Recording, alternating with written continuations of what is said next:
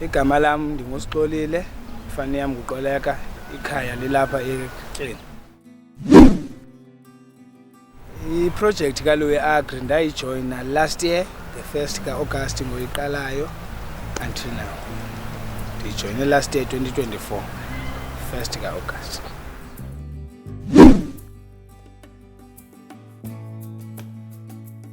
Before ndijoyine lo msebenzi kaLouis Agri bendingumuntu ohleliyo phaya ezilalini. Apha elalini yam sihleli sidlala ibhola.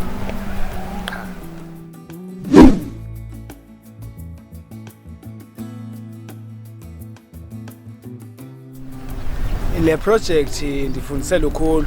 However, since ndayijoyina nge-1st ka-August last year, ndiye ndabe nomdla woba mandilime.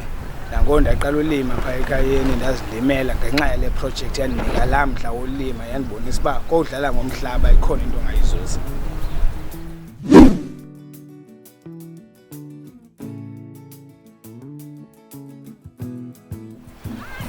Awukhona umehluko oyenziwa yile project kaLouis, mninzi kakhulu.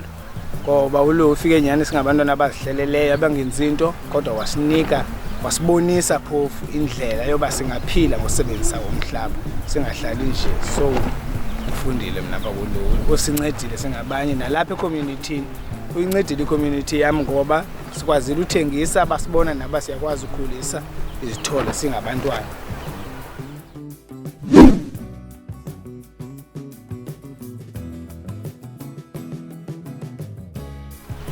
Ii-toolkits zindincede kakhulu zalapha ekhaya kwaLouis, ngoba ndiyakwazi ukunkcenkceshela, ndiyakwazi uhlakula ngezaa tools bendinike zona.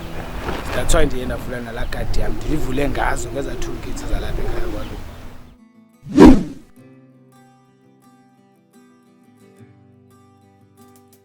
Ndixolile indlela uLouis Agri aqhube ngayo izinto kakhulu, ndixole nyhani.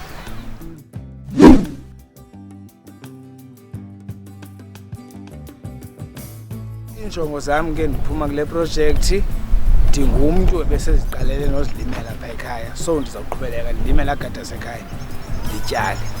Iinjongo zam uphela kwale project ndifuna uyoqala apha ekhaya, ndingasose ndiyiyeka le nto le, ndiqhubeleke nayo.